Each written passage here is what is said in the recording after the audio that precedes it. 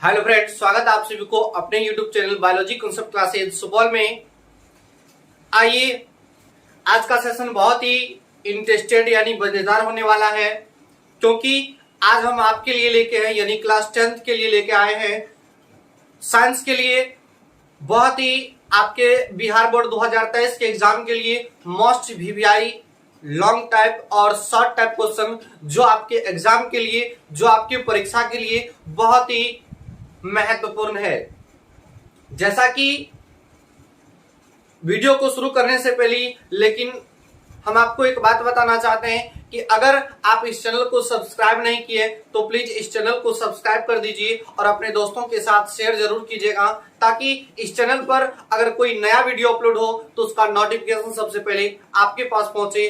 और हम इससे पिछले वीडियो में भी बताए थे कि इस चैनल के माध्यम से क्लास 10th और क्लास 12th के सभी विषयों की आपके बिहार बोर्ड यानी जो भी स्टूडेंट इस बार 2023 में इंटर का और मैट्रिक का एग्जाम देने जा रहे हैं उसके लिए इस चैनल पर बहुत ही हर एक चैप्टर का, हर एक सब्जेक्ट का चैप्टर वाइज आपको एमसीक्यू क्वेश्चन और शॉर्ट टाइप क्वेश्चन और लॉन्ग टाइप क्वेश्चन को सॉल्यूशन यानी सॉल्व किया जाएगा।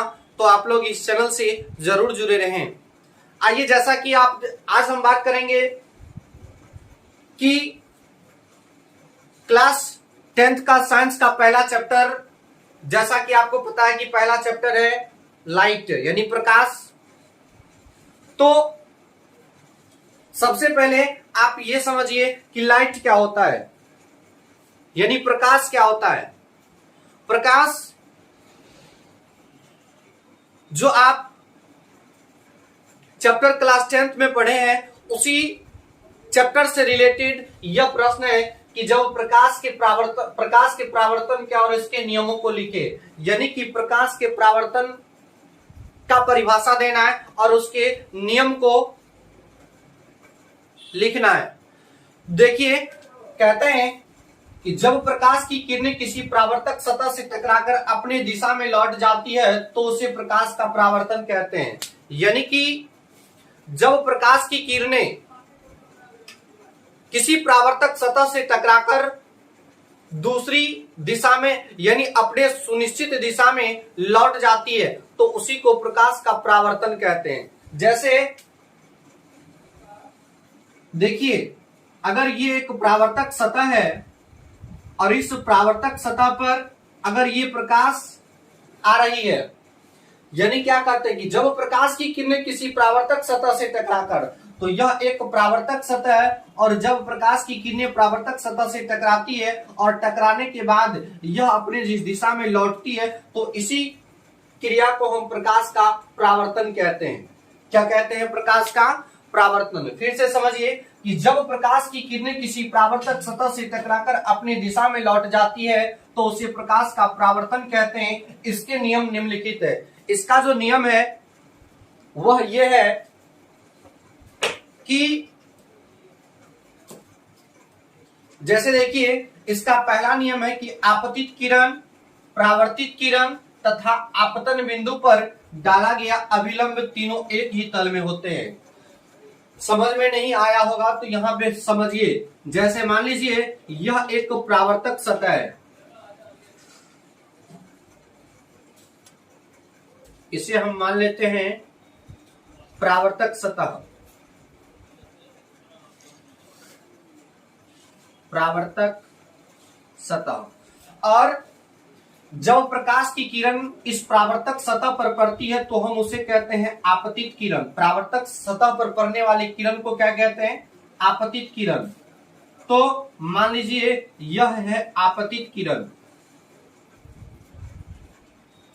आपतित किरण, तो यह जब आपतित किरण परावर्तक सतह पर पड़ती है तो परावर्तक सतह के पश्चात जिस दिशा में लौटती है तो उसे कहते हैं परावर्तित किरण। जैसे मान लीजिए आपतित किरण यानी कि इस बिंदु पर पड़ा परावर्तक सतह के, और परावर्तक सतह के इस बिंदु पर पड़ने के बाद वह पुनः इस दिशा में लौट गया, तो जिस दिशा में लौटता है तो उसे हम कहते हैं परावर्तित किरण। परावर्तित किरण। यानी कि परावर्तक सतह पर जिस आपतित किरण जो जिस बिंदु पर पड़ने के बाद पुनः जिस दिशा में लौटती है तो उसे कहते हैं परावर्तित किरण। और इसके ऊपर जो अभिलंब होता है, यानी यह हुआ आपतन बिंदु, इसे हम क्या कहते हैं? आपतन बिंदु। आपतन बिंदु। और आपतन बिंदु पर डाला गया जो अभिलंब होता है, क्या होता है? अभिलंब। तो देखिए आपका पहला नियम कह रहा है प्रकाश के परावर्तन का कि आपतित किरण, परावर्तित किरण तथा आपतन बिंदु पर डाला गया अभिलंब, यानी कहने का मतलब हुआ कि आपतित किरण, परावर्तित किरण और क्या कहता है? आपतन बिंदु पर डाला गया अभिलंब, यानी यही है आपतन बिंदु। और इस आपतन बिंदु पर डाला गया अभिलंब जो होता है वह एक ही तल में होता है, यानी कहने का मतलब हुआ कि इस तीनों का जो तल होता है वो एक ही तल में होता है। यही बात हम यहाँ पे परावर्तन, प्रकाश के परावर्तन का नियम कहता है कि आपतित किरण, परावर्तित किरण तथा आपतन बिंदु पर डाला गया अभिलंब तीनों एक ही तल में होते हैं। समझिए एक बार फिर से। जैसे देखिए यह एक परावर्तक सतह है, यह क्या है? परावर्तक सतह। और इस परावर्तक सतह पर जब कोई प्रकाश पड़ती है तो उसे कहते हैं आपतित किरण। और आपतित किरण आपतित होने के बाद वह पुनः जिस दिशा में लौटता है, जिस दिशा में विस्तारित होता है उसे कहते हैं हम परावर्तित किरण। कौन किरण? परावर्तित किरण। और जिस बिंदु पर पड़ने के बाद जिस बिंदु से वह किरण विस्तारित होता है उस बिंदु को हम कहते हैं आपतन बिंदु। और आपतन बिंदु पर जो लंब होता है, यानी लंब 90 डिग्री का मतलब जो होता है वो लंब। तो पहला नियम यही कहते हैं कि आपतित किरण, परावर्तित किरण और आपतन बिंदु पर डाला गया अभिलंब तीनों क्या होते हैं? एक ही तल में होते हैं।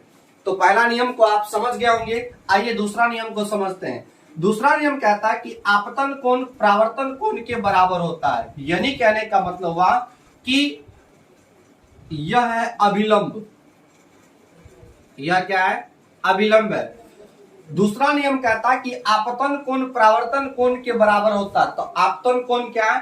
आपतन कोण होगा आपतित किरण और अभिलंब के बीच बना कोण को हम आपतन कोण कहते हैं, यानी कि इसके बीच में जो कोण बनता है इसे हम आई से सूचित करते हैं। किससे सूचित करते हैं? आई से सूचित करते हैं। आइए और परावर्तित किरण और अभिलंब के बीच जो कोण बनता है उसे हम परावर्तन कोण कहते हैं। इसे आर से सूचित करते हैं। किससे सूचित करते हैं? आर से। तो दूसरा नियम कहता है कि आपतन कोण परावर्तन कोण के बराबर होता है, यानी कि आपतित किरण और अभिलंब के बीच के अंदर जो ये एंगल बनता है, जो कोण बनता है उसे कहते हैं हम आपतन कोण। और अभिलंब और परावर्तित किरण के बीच जो यह एंगल बनता है उसे कहते हैं हम परावर्तन कोण। तब प्रकाश के परावर्तन का दूसरा नियम कहता है कि आपतन कोण परावर्तन कोण के बराबर होता है, यानी कि I इज इक्वल क्या होता है? R, यानी कोण I इज इक्वल क्या होता है? R। तो यह प्रश्न आपके एग्जाम के लिए बहुत ही, क्लास 10th के एग्जाम के लिए बहुत ही मोस्ट वीवीआई है। आप इसे जरूर एक बार, अगर आप स्क्रीनशॉट लेना चाहते हैं तो स्क्रीनशॉट ले सकते हैं।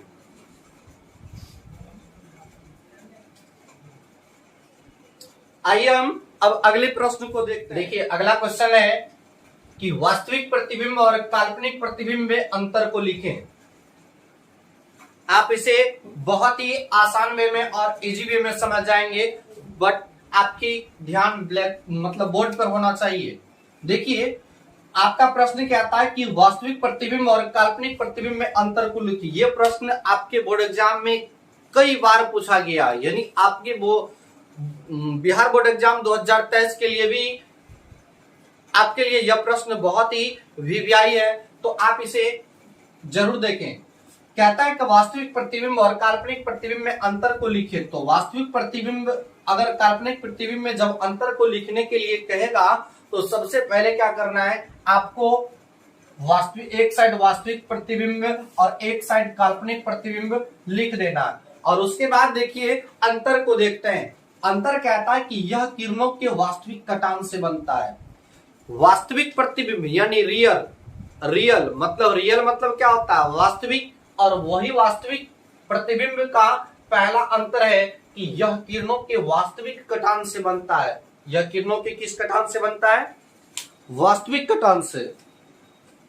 यह किरणों के वास्तविक कटान बिंदु से बनता है। आप याद करेंगे ऐसे कि अगर वास्तविक प्रतिबिंब है तो यह किरणों के वास्तविक कटान से बनता है। और अगला देखिए काल्पनिक प्रतिबिंब। काल्पनिक प्रतिबिंब में अंतर है कि यह किरणों के काल्पनिक कटान से बनता है। देखिए याद करने का तरीका है कि अगर वास्तविक प्रतिबिंब रहेगा तो यह किरणों के वास्तविक कटान से बनता है, और अगर काल्पनिक प्रतिबिंब रहेगा तो यह किरणों के काल्पनिक कटान से बनता है।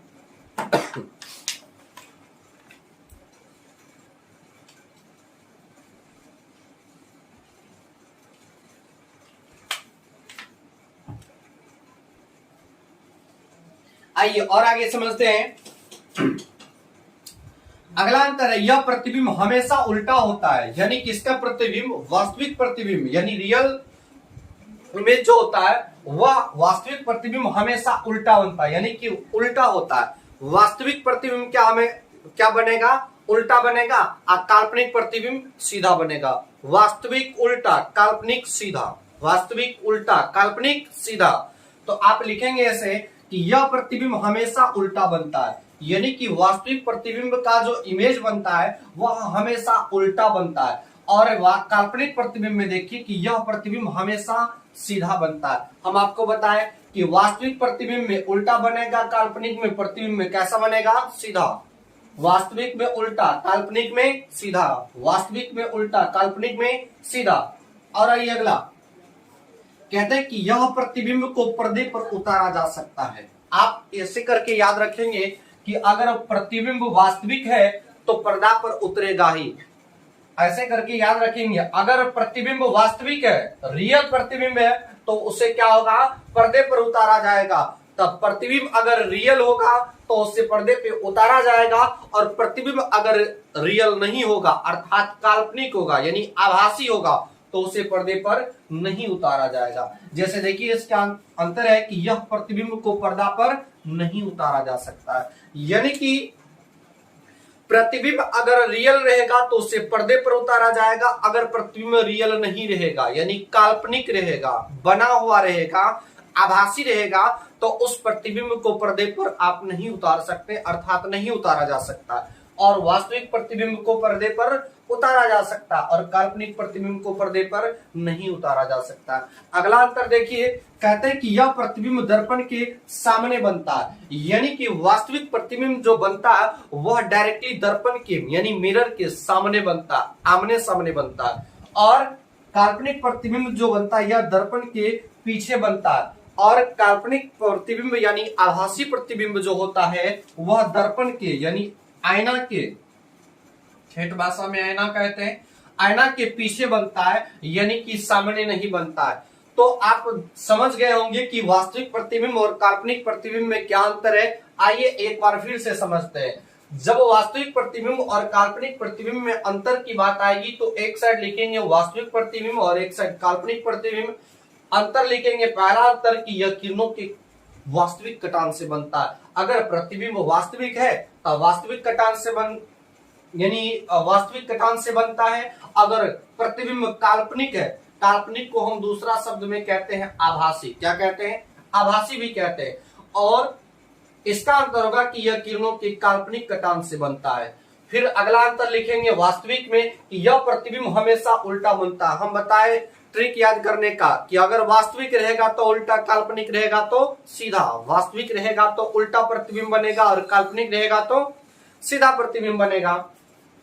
तो वही है कि यह प्रतिबिंब हमेशा उल्टा होता है और यह प्रतिबिंब हमेशा क्या होता है, सीधा होता है। अगला अंतर है कि यह प्रतिबिंब हमें इस प्रतिबिंब को यानी यह प्रतिबिंब को पर्दा पर उतारा जा सकता है, यानी कि अगर प्रतिबिंब रियल रहेगा, वास्तविक रहेगा तो उसे पर्दे पर उतारा जाएगा, और अगर प्रतिबिंब काल्पनिक रहेगा तो उसे पर्दे पर नहीं उतारा जाएगा। अगला अंतर है कि यह प्रतिबिंब दर्पण के सामने बनता है, यानी वास्तविक प्रतिबिंब का जो प्रतिबिंब बनता वह दर्पण के सामने बनता, और काल्पनिक प्रतिबिंब का जो प्रतिबिंब बनता वह दर्पण के कहां बनता है, पीछे बनता है। तो आप इस अगर स्क्रीनशॉट लेना चाहते हैं तो ले सकते हैं। आइए अब हम आज का वीडियो यहीं तक, फिर हम अगले वीडियो में लेके आएंगे इसी चैप्टर से रिलेटेड आपके लिए एक से एक most VVI long type question. ये सब क्वेश्चन जो है आपके कभी कभी लॉन्ग टाइप में भी पूछा जाता है और कभी कभी शॉर्ट टाइप में भी पूछा जाता है, यानी शॉर्ट लघु उत्तरीय में भी और दीर्घ उत्तरीय में भी। तो आप इसे जरूर याद रखें और याद करें। तो आज का वीडियो यहीं तक, मिलेंगे नेक्स्ट वीडियो में। जय हिंद, जय भारत।